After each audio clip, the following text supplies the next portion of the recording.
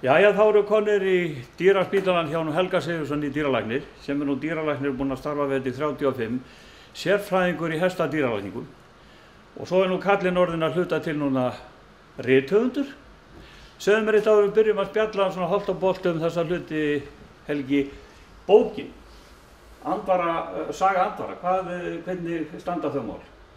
Ég veit ekki betur en hún eiga það í prentum bara núna í næstu viku.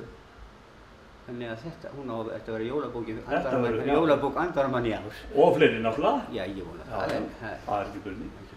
Ég lendi nú þarna á fundi hjá okkur og vorum að útskýra þarna gamla myndir og þar á meðal hestadagar í Garðabæ. Og þá var ég mjög hrifinn af því að ég var á Hannibal frá Stórhofi að stökkva yfir tæpa 1,40. Við fórum þetta við Diddi vann þetta eins og alltaf. Já. Og hann rétt drullaðist í síðustu umferðinni sentimetri yfir mig. Þetta var alveg rosa skemmtilegt og þarna hafði fólk svo gaman að þessu. Þetta það sem vantar í dag í hestamennskunni, Helgi. Það neikvæðar raddir og það vantar núna meiri gleði og svona framsókn í þessu hvað við höfum að gera til þess að skipta þessu út úr þessu farvegi sem það er í dag. Hvað segirðu um það? Já, sko, hringvallareiðin komin til að vera og þó mun allir reyna að fá hraðan inn í þetta og strákana. Já. Þá ég voðalega hræddur að það gangi erfiðlega. Já. Ég nú til dæmis líka skrifaði nú sögu Harðar. Jú. Og hún náttúrulega ekki komin út ennþá en ef þú fyrir bara að skoða þá sögu, þá eru kappreiðarnar númer 1, 2, 3, 4 og 5 og við þekkjum menn sem bara lögðu allt í þetta eins og Geir í Guðunis, Jón í Varmadal og pappa þinn og fleiri. Og þá voru bara kappreiðar númer 1, 2, 3 og 4 en þú sér það bara sjálfur þegar það fer að fjara undan þessu á 9. áratugnum og menn eitthvað að reyna eins og þú skrifar nokkur greinar þar sem þú þessu yrði að linna það verðum að hefja til vegs og virðingar aftur. Það bara gerist ekki. Nei, því miður. Og ég held að því miður þá eigi stökkgreinar að koma líklegast aldrei tilbaka. En skeiðið verður af því að það meiri svona tækni og annað, það verður alltaf til staðar en kappreiðarnar koma aldrei aftur. Svo náttúrulega eins og við veitum með skeiðhestar söluvara fyrir útninga. En kappreiðarhestar í stökki náttúrulega engan veginn. Og þessi keppni í skeiði, það svona jaðarfólki sem við fáum jafnvel til að skilja hvað við erum að gera. Það keppni á milli hesta og tími. En hitt þegar að menn í hringvallagreinunum þetta, við fáum svo lítið að utanaðkomandi fólki til að horfa á þetta því það skilur þetta ekki. Ég fekk eins ágæta vinminn til að horfa á þetta og þegar ég ætti að búið þá þeir fóru svona hratt á og gamla að horfa á það en svo þeir voru að keppa í þessu labbi, til hvers voru að keppa í labbi, skilur við? Þetta ekki nógu áhorfandavænt. Nei, en ég held að þessi miður þá sé bara engin lausn út úr því. Ég held að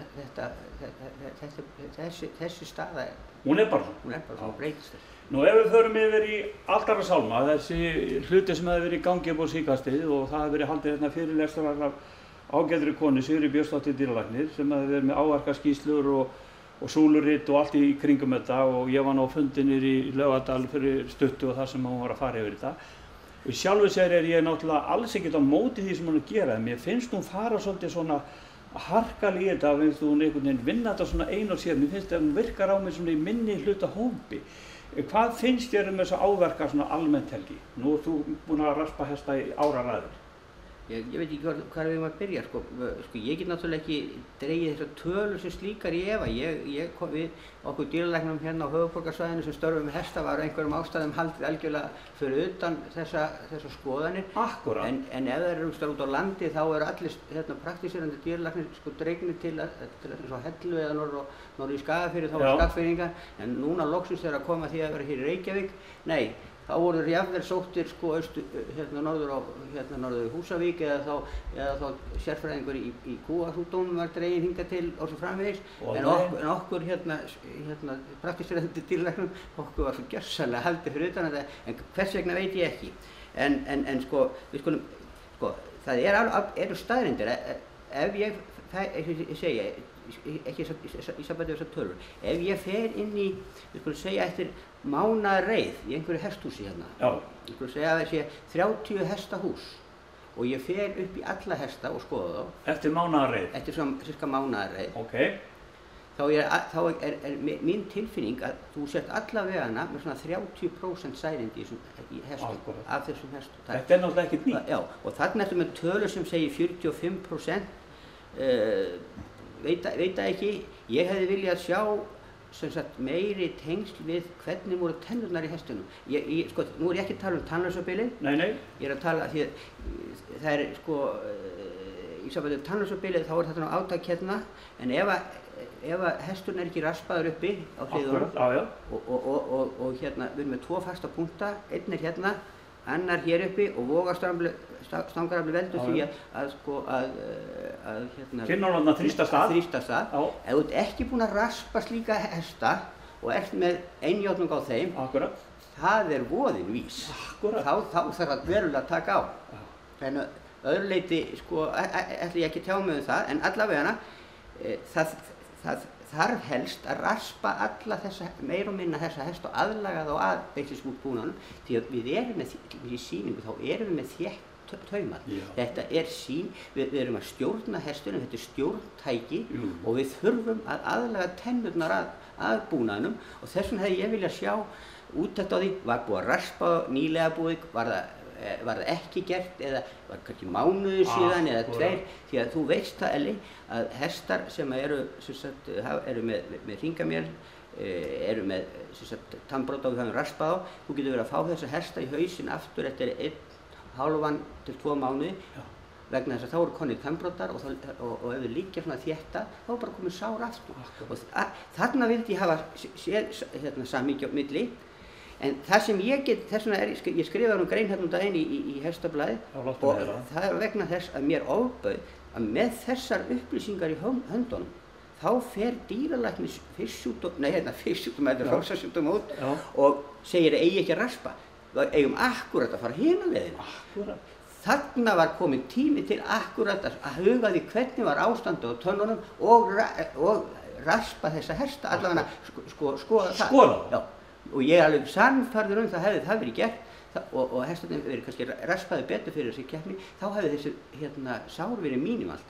En við vitum það líka að þó við röspum suma hesta, þá líka er það mikið á beislunum að þú færð þrýstingssár. Það er bara þannig. Og þetta er oft með svona, eins og við vitum, svona viljahesta og svona áríkishesta og þá þarf maður náttúrulega að hafa taumhendina svolítið vakandi upp á það að særi ekki hestinn. Síðan þar sem ég langar að spyrja þau hvað finnst þér þetta sem hún vil koma alveg á að banna þessar svokallaðar einjátnungsstangir, Eyjólfsstangir og svo nettustangirnar sem að Erlingur Erlingsson hannaði á sín tíma. Hvað finnst þér um þessi boð og börn? Við myndum bara vitleysa, algjör vitleysa. Því að við erum að sýna saman fram á orsakasamhengi. Ef við ætlum ég var að benda á það hérna einhvern veginn í þessari bók sem skrifaði hérna fyrir 10 árum síðan að í sambandi við mitt særindi í tannlausabilinu að þá er það ekki alltaf það er ekki alltaf út á einjátningu. Það getur bara því þú ert með verið með á langt skilur ef mélin er of löng eða of löng hérna skökk skilur þú getur líka fengið ef þú ert með of löng mél og skökk hérna niður við, þá náðu að þrýsta hérna niður við, þá getur þú fengið þetta. Þannig svolítið gaman að þú tekur þessa bók, af því ég veitnaði nú svolítið þessa bók hérna sem er skrifið 1915 og gefin út 1931. Magnús er látnum. Já, og þú hefur lesið þessa bók og kannt hana utan hana alltaf eins og biblíuna það ekki. Það er svo eitt sem sagði við mig og hringdi mig daginn, þú getur verið vitni í einhverja bók sem var skrifið 1915 og nú akkur ekki. Hvað ættum við á náttborðinu hjá gældið minn? Ertu ekki með biblíuna? Hún var skrifað löng á undan. Halló Hafnarfjörður. Síðan hef ég verið með þessa hérna Helgi, Hestahilsa. Þegar þessi bók kemur hérna út hjá þér, þá bara var ég með þessa bók líka alltaf upp á arminum og í henni kemur mjög góðu kafli svona fóðurfræði og hitt og þetta í sambandi fóðrun sem að sára lítið hefur verið kannski skrifað á þessum tíma en náttúrulega löngu áður. Og svo hann gamli á Hvanneyri, hann Ingimar Sveinsson núna í seinni tíð. Og þessi bók, í henni er allt tannbrota, allt gadd og þar sem við þurfum að líka að skilgreina, og ég vil að þú gerir það núna, hvað eru tannbrotar og hvað er gaddur? Tannbrotar eru eðlilegur hlutur. Tannbrotar eru bara hluti af meltingakerfi hestsins. þið verður að gera grein fyrir að jaxlarnir að vaksa cirka á hestunum cirka 20. Já. Undantekningar, teórían segja þetta, undantekningar eru frá því, þær geta verið að vaksa alveg þangað til upp undir 30. Það bara þannig. Og með því að þetta að vaksa svona niður á við og þú koma hliðarhefingarnar, þannig það myndast alltaf tannbrotar. Út af slitið ekki rétt? Bara út af sliti og þetta bara eðlilegur hlutur. Og ef við myndum engan, út í náttúrunni, ef við skoðum bara hest út í náttúrunni, þá eru kannski 2-3% af hestum sem eru með særindi án þess að nokkuð tíma komi upp í þeim mélið, og þannig að þeir getur verið með verulega særingi. En gaddur, hinn eiginlegri gaddur, eins og þú manns hvernig umræðan var fyrir svona mjög mörgum árum síðan, þá var þetta allt saman gaddur. En gaddur fyrst og fremst afleiðing af flúormengun og líka gostönn í framtönnum, það var líka slík afleiðing. Og þá að tala það að þá voru kannski eyðing í tönnin niðri og efri tönnin vex svo hratt niður að hún kannski margfall lengri og hún fær ekki eðlileg slit á móti. Eðlileg slit á móti og getur bara verið eins og spjót og svo framvegis. Það ekki hlutur sem við erum að fást við. Framtennurnar eru gostönnur? Nei, yfirleitt. Og gaddur í jöxlunum. Framtennur, gostönnur og hjartlarnir gaddur. En tannbrotar eru bara eðlilegur hlutur. Og eins og ég skrifa í þessu grein, þá ætlaðist skaparinn ekki til þess að einn úr hans sköpunarverki sæti klofi ofan á hestinum með eitthvað upp í munnunum sem væri meltingafærin og væri að toga hér upp á. Jöfusins kvikindinn. Já, það nú málið. Og ég eins og sé að þess vegna maður búin að vera að berjast fyrir því í þessi 35 ár, meira og minna, að aðlaga tennurnar að beislisbúnaðinum og ég tel að vera jafn nauðsynlegt að gera það eins og að járna hestinn. Ég ætla bara að benda ykkur á það að járningar sem slíkar er ekki góður hlutur. Eins og englendingurinn, veistu hvað hann segir í járningar? Nei. Hann kallar það necessary evil. Okay. Og þetta allt saman aðlögun að jörðinni og nákvæmlega það sama með tannbrotana. Svo kemur þessi mikla fullyrðing sem mér fer agalega fyrir brjóstið á mér. Það það þetta skemmi hestana varanlega. Þetta svo mikið mest í miskunn. Það enginn að tala það að við erum að sverfa tennurnar alveg niður í rót. Sko. Við erum að tala að rúna af tennurnar til þess að aðlaga ekki að eyðileggja þær. Og ég veit ekki hvað eru á þessum 35 árum sem ég búin að vera meira og minna að raspa þúsundir hesta og fyllt þeim eftir ekki bara, og þetta verður oft þannig rútína maður kemur árlega. Ég veit ekki með einasta hest sem hefur skal ég setja orðið að slátra eða dott út úr keðjunni af því að hann hefur raspað reglulega. Og hann hefur verið komin svo ofsalega tannpínu eins og hún fullyrti hana niður frá. Það eins og greinið þín, tannbrotar nauðsynlegir og fyrirbyggjandi aðgerð. Það ég gjörsamlega sammála og þegar að maður spurði þessu þarna niður frá, þá fór ég að hugsa svona býtu við hvað hef ég þá verið að gera því ég hef nú leitað til þín eins og ég gamla dag við vorum hlið við hlið í hesthúsi og þá man ég að þú sagði við mig, Elli, leið þú tekur hestinn í hús og hann að heyjast, þá ferðu að hugsa ormalyf og leið þú gefur ormalyf, þá rasparu hestana, annarkoð þú eða ég, sagði þú, og þú treystir mér fyrir því. Og síðan jafnar, að því ef þú jafnar á þú raspara þá ferðu á bak og þá hesturinn með mikið sársauka minni og við eigum að byrgja brunnin áður en barnið dettur ofan í hann. Ertu ekki sammála? Ég algjörlega sammála og hugsaðu þér, Elli, ef við værum að taka nú erum við farin að taka mikið 3 vetra trippi, ef þú fer bara upp í þessi trippi, þetta svo ódáðarhraun. Og ef ekki aðeins raspaður og aðlagar að beislisúbúnum, þá myndar þetta sársauka sem þú veist að hesturinn man alla tíð. Það man alla tíð. Þeir eru svo sög. Já, þeir eru svo sög. Þannig að ef á ekki að raspa þessa hesta og aðlaga á beislisúbúnum, hvað þá? Þetta jafn ótrúlega að þú hafa verið með 2 marsbúa í mat heima hjá þér í gær. Já. Já, nei, þess vegna segi ég það og þess vegna fer ég ekki ofan á því að dýralæknir fiksjúkdómar, já, þú ert alltaf helvítið sporðan í huganum, þú ert að veiða eitthvað. Að fara út með þessu á þennan hátt og setja okkur í raun og 30 til 40 ár aftur í tíma. Ég ætla ekki að skilja það og þetta af því að það eru nokkrir Svíar sem halda þessu fram. Ég verð að viðurkenna það, ég fór nú á fyrra námskeiðið sem var fyrir 2 árum. Umdælda manni? Nei, þessum umdældu mönnum. Já, mönnum, við skulum ekki það var mjög margt gott sem sögðu, en þegar að kom að þessum tannröskunum, þá voru þeir að mínum að þetta algjörlega veruleika firtir. Út á túni? Út á túni og ég get alveg sagt þér það, farið bara út allan heim. Það er alveg sama hvar eitthvað ber niður, sko, þessi skoðun sem þeir halda fram er algjör minnihlutahópur meira sig í Svíþjóð. Það er verið að raspa hest og aðlaga og beitlisútbúnum allan heim.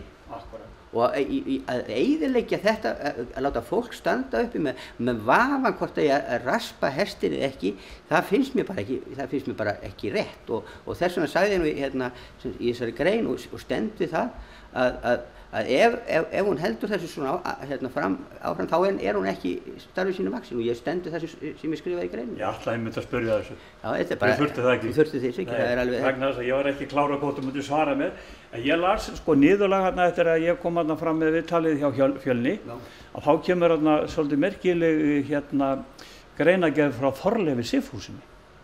Hann segist við raspa 12-1500 hesta á ári og talar einmitt að þessi ágæta menn sem að kenna þetta á Uppsala háskóla að þetta séu bara menn sem eru einir og sér og í algjöru minnihlutahópi og við getum ekki látið þessa menn og konur vaða svona yfir og segja okkur að þetta sé eitthvað sem eigi ekki að gera. Ég klárið það á að gera þetta og þetta sem hún kallar tannpínu og ég veit ekki hvað og hvað. Það er ekki í kontant fyrir raunveruleika. Nei, það tengist ekki þessu, það tengist ekki röspunum, sko, svo framalega, þá varum líka að taka það inn í myndina, að ef við erum með miklar vélraspanir og það sem alveg verulega gengi frá það eru öfgar í hina áttina, það er mitt mat. Þú getur þurft að nota svona vélraspa ef það eru virkilega gattar þess að þú þarft að vinna á en við megum passa okkur líka sem kannski 1-2 cm? Já, langt og þú getur ekki unnið á þeim öðruvísi og væri bara því heila dag? Já, eða klippa en sko, þar ertu með sko, svolítið öfgan í hinum megin við megum ekki fara svo langt en við verðum hins vegar að raspa þessu marki, en ekki þannig að við förum inn í pulpun og eyðileggjum tönnum. Passlega lítið og menn viti hvað er að gera. Þakkar æðislega vel fyrir Helgi minn og við hérna Sigurðssynirnir erum alveg sammála í þessu sem og mörgu öðru. Takk fyrir. Ég ætla að sýna ykkur hérna. Já. Var ekki... Sko, ef þú þarft að klippa. Já. Gadd. Já, gadd. Já. Þá kom til mín. Þá kem ég til því. Það er einhver smá hérna að kemur morgun. Já, þetta prófa. Svona þetta klippa undan líka. Góðir. Okay. Takk fyrir Helgi minn.